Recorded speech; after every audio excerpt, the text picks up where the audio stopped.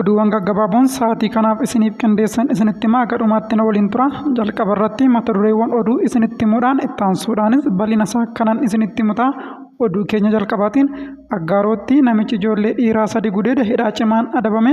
Namichi maalirraa ka'eeti ijoollee dhiiraa gudeede?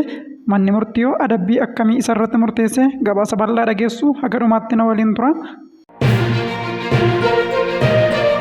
Oduu keenya kan biraatiin ministeerri muummee Itoophiyaa duraanii Hayilemaariyaam Dassaaleeny adeemsa nagaa Koongoo mijeessuuf filatamanii dhimma kanarrattis gabaasa bal'aa dhageessu gadhumaatti na waliin tura. Oduu keenya kan xumuraatiin immoo sooressichi addunyaa beekamaan Elon Musk lammiilee Kanaadaatiin jibbamaa jiraachuun isaa beekame. Lammiileen Kanaadaa lammummaan Elon Musk akka qabuuf iyyata mallattoo walitti qabuu jalqabaniitu jiru. Hagammaattis lammiileen 200,000 ol iyyata kana mallatteessaniitu jiru. Dhimma kanarrattis gabaasa bal'aa kan dhageessan ta'a.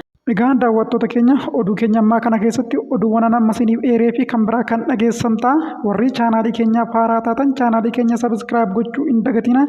Chaanaalii dambalii oduu kanarratti guyyaa guyyaadhaan odeeffannoo biyya keessaaf kan biyya alaa kan dhugaa ta'an argattu. Amma gara bal'ina oduuttan darba.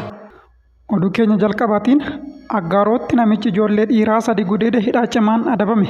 Godina Jimmaa aanaa Goommaa magaalaa Aggaarootti himatamaan ijoollee dhiiraa 3 kunneen umuriin isaanii waggaa 18 gadi irratti yeroo adda addaatti saalqunnamtii saala wal fakkaataa raawwate hidhaan adabame. Itti gaafatamaan waajjira abbaa alangaa aanaa Goommaa obbo Milkeessaa Dirribaa BBC'tti akka himanitti namtichi Abdurrahmaan Muusaa jedhamu ijoollee 3 irratti gocha safuu hawaasaa cabse raawwachuu himaniitu jiru. Yakkamaan jiraataa magaalaa Aggaaroo ta'e kun guyyaa adda addaatti ijoollee irratti yakka kana raawwateera. Yakkoonni inni raawwates caamsaa bara 2016 mucaa umuriin isaa waggaa 10 hanga 12 ta'e irratti irra deddeebiin gocha kana raawwateetu ture. Bara kana onkoloolessa 22 ijoollee 2 kan umuriin isaanii waggaa 11 hanga 16 gidduu ta'u irratti yakka wal fakkaataa kana raawwachuun isaas beekameetu jira. Dabalataanis himatamaan kun tibbuma yakka kana ijoollee 2 irratti raawwatetti ijoollee biraa 2 irratti yakka wal fakkaataa raawwachuuf gara manaatti fudhatee galaa osoo jiru poolisiidhaan to'atameeras jedhanii. Ijoolleen 2 kunneen umuriin isaanii waggaa 11 hanga 13 gidduu ta'anii fi ijoollee karaarra bulan qabatee gara manaatti osoo galaa jiru poolisiidhaan kan to'atame yoo ta'u, ijoolleen kun yeroo gaafataman galgala yakka gudeeddii kana akka ijoollee 3 irratti raawwataa tures himaniitu jiru. Abbaan alangaa aanaa Goommaa poolisii aanichaa waliin qorannoo erga xumureen booda abbaa alangaa godina Jimmaatiif erge. Abbaan alangaa godina Jimmaas seera yakkaa bara 1996tiin himata irratti baneetu jira. Ragaan barreeffamaa fi ragaan namaas dhiyaateetu ture. Himatamaanis ragaa ittisaa akka dhiyeeffatu gaafatamus ofirraa ittisuu kan hin dandeenye yeroo ta'u, dhimmicha kana kan ilaale manni murtii olaanaa godina Jimmaa dhaddacha akka lakkoofsa Itoophiyaatti gurraandhala 17 bara 2017 ooleen hidhaa cimaa waggaa 15 akka adabamu murteessuun isaa beekameetu jira. Oduu kanaaf BBC wabeeffanne.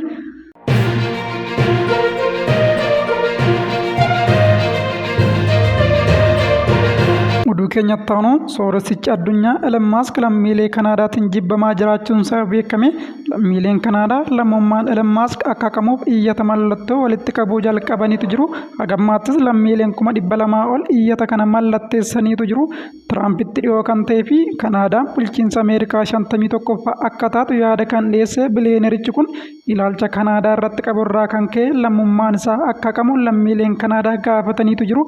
Iyyanni haqamu lammummaa Kanaadaa tujaar addunyaa kunis yeroo ammaa kana deeggarsa bal'aa argachaatii jira.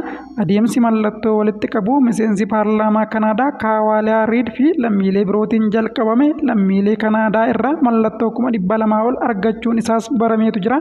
Adeemsi mallattoo walitti qabuu kun kan jalqabame Elon Musk pirezidaanti Tiraamp kan Kanaadaan kutaa Ameerikaa 51ffaa akka gootu dubbatan waliin walitti dhiyeenya qabaachuu isaanii fi ilaalcha siyaasaa biyyattii irratti qabaniin akka ta'es himamaatii jira. Iyyanni guyyoota 5 dura toora intarneetii irratti ba'es ejjennoo dantaa biyyoolessaa Kanaadaaf faallisu leellisaa jira jechuun Elon Muskiin himateetu jira. Akkasumas michummaan Elon Musk Tiraamp waliin qabu mootummaa biyya alaa abbaa biyyummaa biyyattii gadi buusuuf hojjechaa jiru waliin ifatti tumsaa akka jiru kan agarsiisu ta'uu ibsaniitu jiru. Kanarraa kan ka'es lammummaan tujaara kanaa akka irraa mulqamu iyyata sassaabaatii jiru. Dhalataa Afrikaa kibbaa kan ta'e Elon Musk dhaabbata konkolaataa elektirikii Teeslaa dhaabbata hawaa SpaceX fi marsariitii hawaasaa Tiwiitarii dabalatee dhaabbilee Ameerikaa hedduu kan hoogganu yoo ta'u, karaa haadhasaa lammii Kanaadaa ta'uu gaazexaan Biriitan The Guardian gabaaseetu jira. Pirezidaantiin Ameerikaa Doonaald Tiraamp gara aangootti erga dhufaniitii booda yaadni isaan Kanaadaa US waliin walitti makuuf dhiyeessan lammiilee Kanaadaa miliyoona 40 dallansiiseetu jira.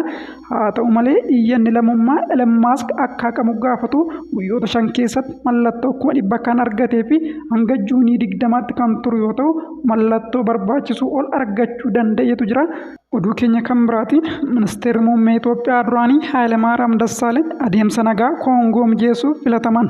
Ministeerri muummee Itoophiyaa duraanii Hayilemaariyaam Dassaaleeny pirezidaantii Naayijeeriyaa duraanii Olusegun Obasanjoo fi pirezidaantii Keeniyaa duraanii Uhuruu Keeniyaataan adeemsa nagaa baha Riippaabilika Dimokiraatawaa Koongoo mijeessuuf hawaasa misooma gaanfa Afrikaa fi hawaasa baha Afrikaatiin filatamuun isaanii ibsame. Hooggantoonni duraanii sadan hawaasa misooma gaanfa Afrikaa fi hawaasa baha Afrikaa gurraandhala 8 2025 adeemsa nagaa mijeessuuf yaa'ii waloo Taanzaaniyaa Daar es Salaam keessatti gaggeeffameen filatamuu isaanii Citizen Capital gabaaseetu jira. Filannoon hooggantoota kanneenis adeemsa nagaa adda addaa Ruwaandaa fi Naayiroobiitti gaggeeffaman qindeessuuf tarkaanfii fudhatame akka ta'e kan himame yoo ta'u, kunis naannoo walitti bu'insaan miidhame keessatti tasgabbii fiduuf dhiibbaa haaraa ta'uu agarsiisas jedhameetu jira. Murteen kun kan darbe marii hooggantoota biyyoota hawaasa misooma Afrikaa kibbaa fi hawaasni baha Afrikaatiin gaggeeffame hordofuu yoo ta'u, isaanis haala nageenyaa baha Riippaabilika Dimokiraatawaa Koongoo irratti mala qindaawaa qabaachuun barbaachisaa ta'uu cimsanii ibsaniitu jiru. Baha Riippaabilika Dimokiraatawaa Koongoo keessatti humnoota mootummaa biyyattii fi garee hidhate M23 gidduutti wal dhabdeen uumame lubbuun namoota nagaa hedduu akka galaafates gabaafameetu jira. Egaa daawwattoota chaanaalii Dambalii oduun guyyaarraaf isiniif qindeessine kan hagammatti hordoftanidha. Chaanaalii kanarratti oduu biyya keessaaf kan biyya alaa kan dhugaa ta'e guyyaa guyyaadhaan argattu. Chaanaalii kana sabiskiraayib gochuudhaan maatii keenya ta'uu hin dagatina. Waan waliin turtaniif ulfaadhaa nagaan tura.